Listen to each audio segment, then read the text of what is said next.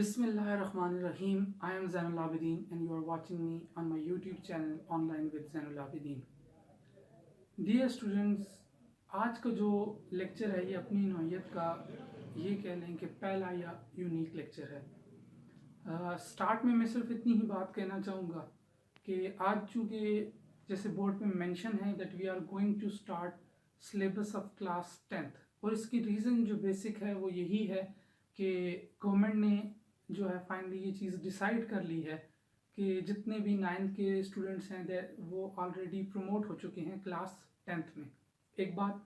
Second चीज़ ये है कि अब चूँकि गवर्नमेंट ऑलरेडी ये डिसीजन ले चुका है, तो इस डिसीजन से जो दूसरी चीज़ हमें पता चलती है वो ये है कि आपका जो एग्ज़ाम है वो ऑलमोस्ट 1 ईयर के लिए डिले हो चुका है। मीन्स कि आप 2020 में आपको किसी एग्ज़ाम में अपीयर नहीं होना, आपने 2021 में एग्ज़ाम में अपीयर होना है। So it means we have plenty of time. तो हम लोग जो है 9th की क्लासेस भी साथ कंटिन्यू कर सकते हैं और 10th की भी। तो मेरे भी माइंड में बस यही आइडिया था, चूँकि अब टाइम फ्रेम बहुत ज़्यादा है हमारे पास, तो हम लोग मैं कोशिश करूँगा कि 9th के सिलेबस को भी कवर करूँ और साथ साथ 10th के सिलेबस को भी कवर करूँ। तो 9th का सिलेबस या कोर्स जैसे स्टार्टेड है वो वैसे ही चलेगा इंशाल्लाह। मैं डेली बेसिस पे रूटीन से जो है उसके आने वाले लेक्चर्स की वीडियोस को अपलोड करता रहूँगा। और अब जहाँ तक बात है 10th चैप्टर की, तो 10th चैप्टर को भी स्टार्ट करने की जो दूसरी बेसिक रीज़न था, जैसे मैंने अपने 9th के सिलेबस के स्टार्ट में भी ये बात कही थी कि मैंने चूँकि 9th क्लास को लास्ट टाइम डील किया था, पढ़ाया था, उनका 1 ईयर का मेरा जो था एक्सपीरियंस रहा था 9th के साथ। तो चूँकि अब वो सब 9th के स्टूडेंट 10th में प्रमोट हो चुके हैं, सो मैंने यही डिसाइड किया कि मुझे जो है 10th की भी अब जो मैथ का सिलेबस है उसके लेक्चर्स को अपलोड करना चाहिए। तो इसी जो आपका रिज़ल्ट का डिसीजन आ चुका है, इस पर इंशाल्लाह मैंने एक छोटी सी और भी वीडियो जो कि for the sake of information, for the sake of future decision बनानी है, इंशाल्लाह मैं जल्द वो भी शेयर करूँगा। लेकिन आज हम लोग डिस्कस करेंगे क्लास 10th का chapter number 1, that is quadratic equation. ठीक है। और क्वाड्रेटिक इक्वेशन एक ऐसा टॉपिक है जिससे आप समहाउ पहले लाजमी फेमिलियर हैं, क्योंकि 9th क्लास में भी डिस्कस हुई हैं, समहाउ 8th में भी डिस्कस हुई हैं। लेकिन जब 10th क्लास के सिलेबस की बात की जाए तो क्वाड्रेटिक इक्वेशन पे पूरा एक प्रॉपर चैप्टर जो है यहाँ पे मेंशन किया गया है। तो इंशाल्लाह हम इसको स्टेप बाय स्टेप कंप्लीट करेंगे। तो आज जो हम लोग चीज़ डिस्कस करने जा रहे हैं क्वाड्रेटिक इक्वेशन से, तो it will include basically the introduction of quadratic equations and then the general form of quadratic equation, and in last हम डिस्कस कर लेंगे कि कौन कौन से वो मेथड्स हैं जो कि इस सिलेबस में इंक्लूडेड हैं that are used for the solution of quadratic equations। तो स्टार्ट करते हैं अपना टॉपिक आज का। तो क्वाड्रेटिक इक्वेशन, ठीक है। इन द स्टार्ट में सिर्फ और सिर्फ क्वाड्रेटिक पे बात कर लेता हूं, और क्वाड्रेटिक पे बात करने से पहले वी शैल डिस्कस अलजेब्रा। ठीक है। Algebra a very vast branch of mathematics, और आप लोग ऑलमोस्ट 7th 8th से ऑनवर्ड इस ब्रांच को स्टडी करते आ रहे हैं। मैं बिल्कुल ही सिंपल एक डेफिनेशन लिखता हूँ अलजेब्रा की, और उसी से अपनी बात को आगे क्वाड्रेटिक इक्वेशन पे लेके चलेंगे। तो अलजेब्रा को अगर सिंपल वर्ड्स में डिफाइन किया जाए तो हम कहते हैं व्हेन अल्फाबेट्स, ठीक है, like ABC are connected with numbers मतलब 1 2 3 etcetera, 1 2 3 numbers using arithmetic operator like plus, minus, multiply, divide। ठीक है। The formed combination is called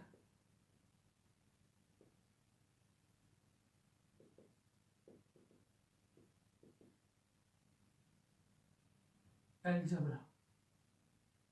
The formed combination is called algebra। Definition पे आ जाते हैं अलजेब्रा की दोबारा।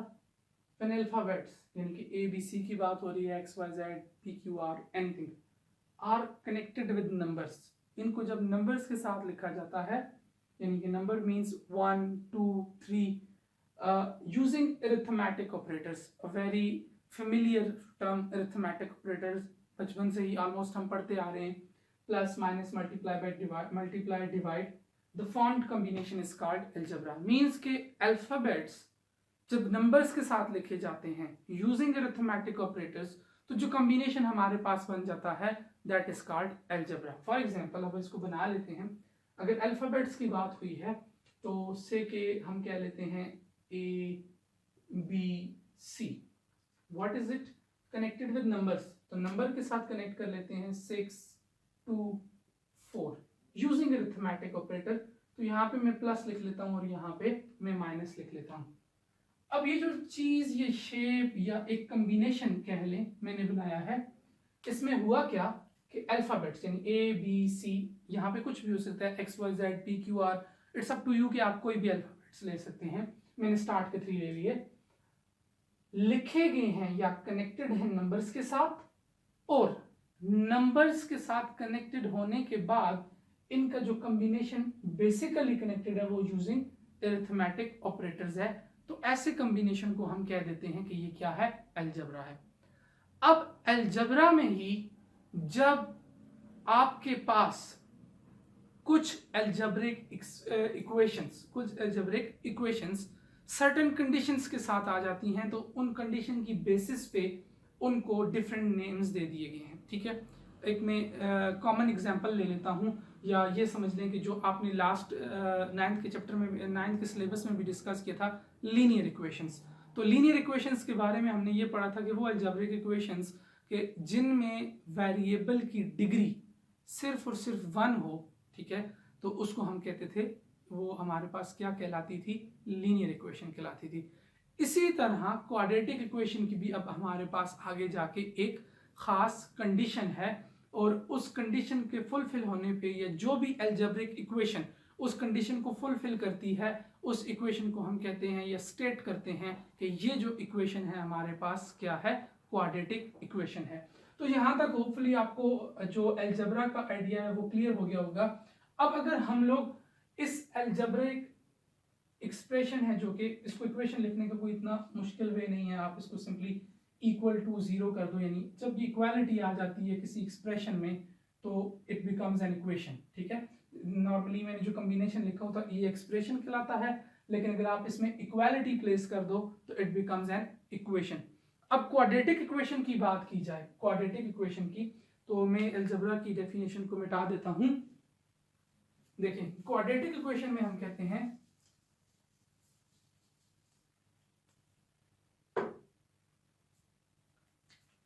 क्वाड्रेटिक इक्वेशन में topic लिख लेता हूं, पहले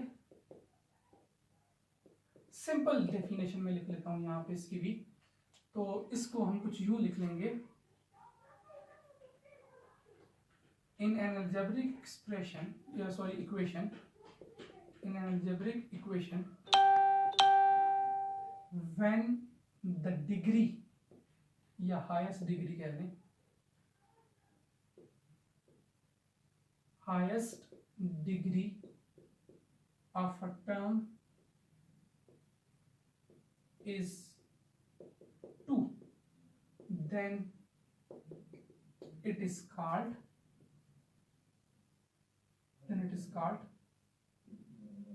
quadratic equation, ठीक है।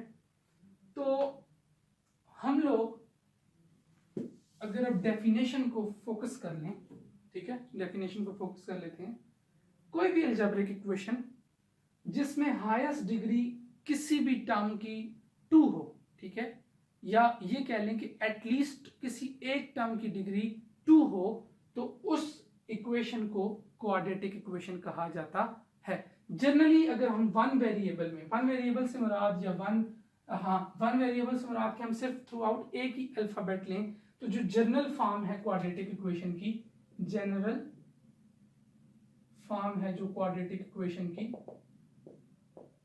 वो हमारे पास आ जाती है ax square plus bx plus c equals to 0 and हम लिखते हैं where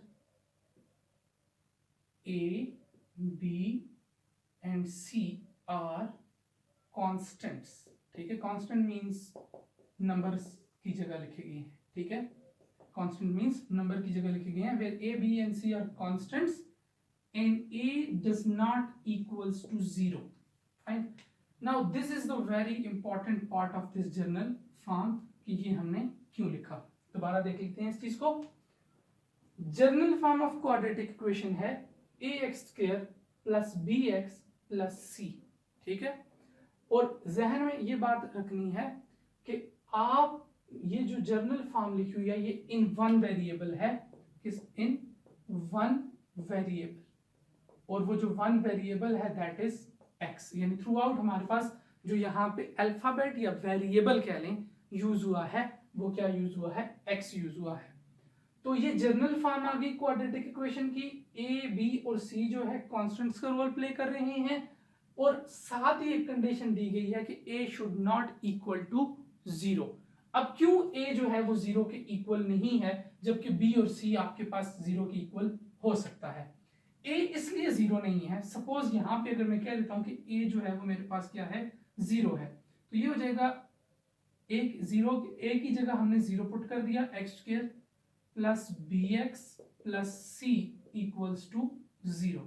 now as a 0 the, और ये मल्टीप्लाई हो रहे हैं, the whole term will become 0।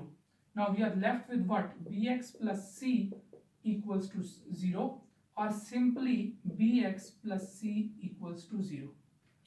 It means कि a के 0 होने से जो इक्वेशन में टर्म्स बची हैं that are bx plus c।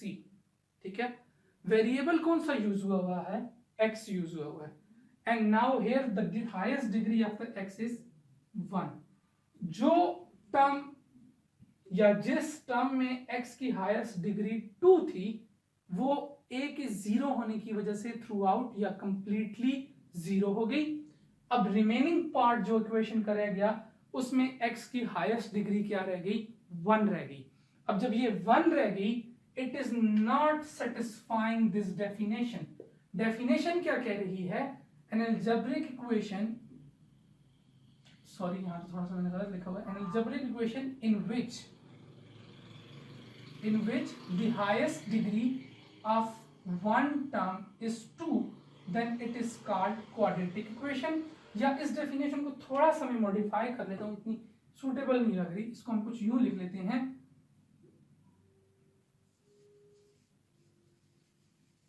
इसको हम कुछ यूं लिख लेते हैं,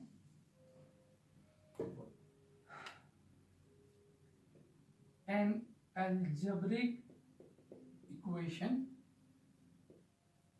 in which one term is at least have degree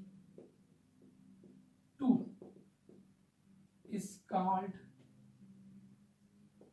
quadratic equation।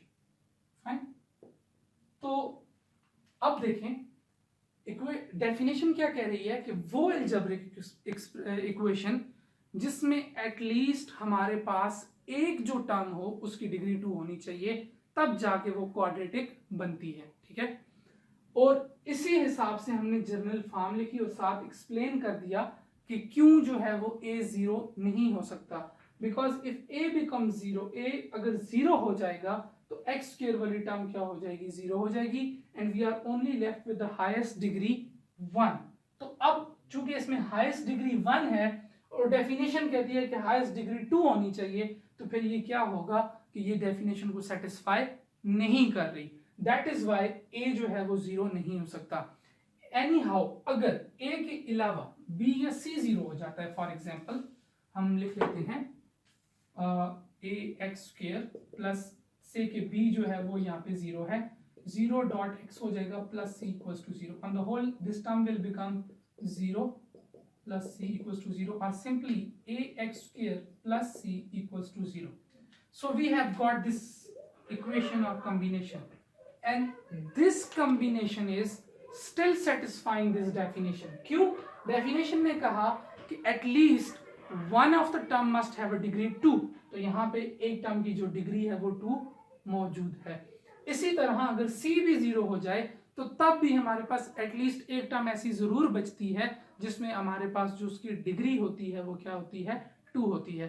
तो ये हमारे पास जनरल एक्सप्लेनेशन थी, स्टैंडर्ड फॉर्म या general form of quadratic equation की. नॉर्मली यूं ही इसको एक्सप्रेस किया जाता है, ए बी सी को कांस्टेंट कहा जाता है और मेंशन किया जाता है that a should not be equals to 0.